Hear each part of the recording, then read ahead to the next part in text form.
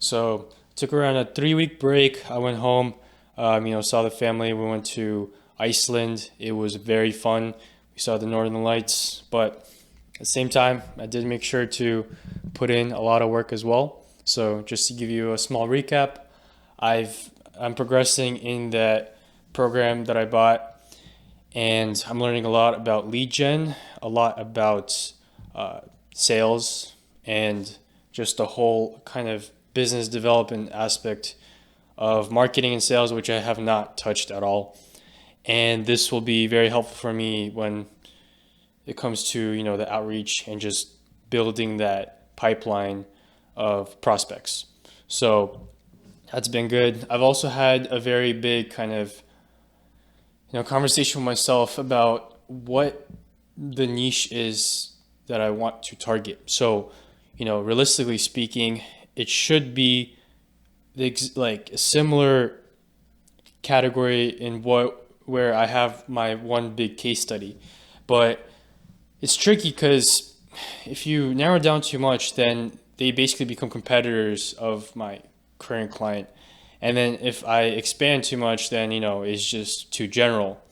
And I decided that before I commit to it, I do want to test other niches that I have interest in. So real estate is actually one of them. I bought my first house at the beginning of this year, and I kind of went through the whole journey of understanding how mortgages work, understanding how like the market works, and I actually enjoyed that process a lot. I will say like real estate could definitely be considered one of my passions. So I was like, okay, well let's take real estate and let's talk to educators in the space. So people that are content creators that might be selling some kind of info product or some kind of coaching program. So that's one route that I was looking at, and also real estate SaaS companies. So any type of tools that are made for either real estate workers or just regular people that want to get into real estate.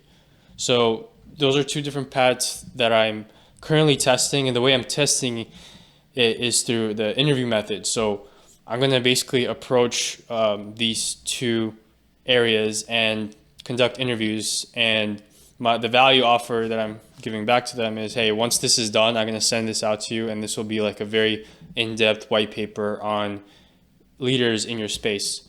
And before that, I actually, for the creator side, I might send them like a Alex Hormozy deep like content analysis. I think that would be a really cool value add as well. For the SaaS side, I honestly don't have as much knowledge or experience there. I have worked at a SaaS, like hybrid SaaS service company, but that there I would probably need to have a lot more, learning, a bigger learning curve for sure.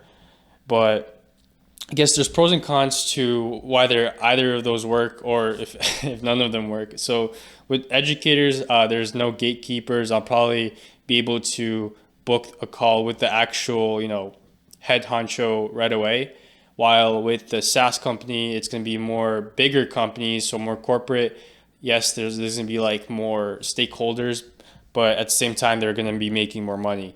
So it's like basically to sum it up, it's either I get a bigger piece of a smaller pie or a smaller piece of a bigger pie, and I'm not sure yet like where it actually would be bigger. I think the end goal for me is 100,000 per month by 2025, and I'm very serious about it, and I'm gonna put in the work and do everything I can to make it happen. So to me, it's not a big factor of which one ends up being. I think through those interviews, I will see and have a better view of like what value I could add in the first place that would, that would help me charge those high fees that I want to charge. And that's what I'll go with. And if it means staying in e-commerce, I'll stay in e-commerce. It's just, again, you don't know what you don't know, right? In general, I know that info products and SaaS there are less. Well, one, there's no inventory, right? You're selling education, you're selling technology, and two, there usually are better margins, which means that I could charge percentage of revenue instead of like a higher percentage of revenue as opposed to lower for e-commerce. E-commerce, it'll probably be 1 to 2%, which again is still great. But for info products, I think it could go up to 10, 20, and that's not gonna hurt the bottom line that much.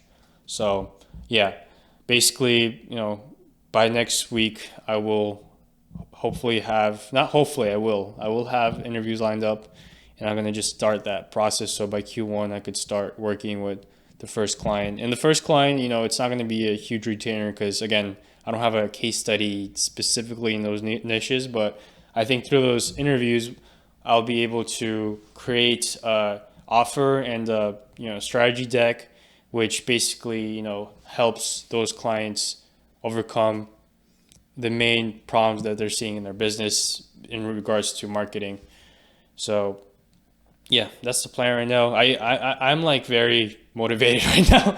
I think buying like such an expensive course really like lights a fire under your ass, and it makes you want to just like you know maximize every single part of your day, because it's like you could almost feel the clock ticking, if that makes sense.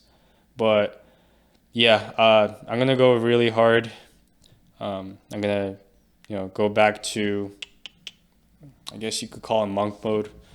It's where I thrive. Like the times where I made the biggest progressions in my life is when I was just very focused on one thing and just did that one thing very consistently and very, you know, in a very focused manner. So, what that means to me is I'm gonna have to cut some people out. I'm gonna have to go out less, and I'm gonna have to be kind of in my own mind. But I think it'll be worth it. This is something that's really important to me, and at this point, I feel like I've built all the skills I need, or at least I'm building everything that I need, like the whole infrastructure to make this happen. It's just a matter of action and implementation. So, yeah, I think that will be it for this week.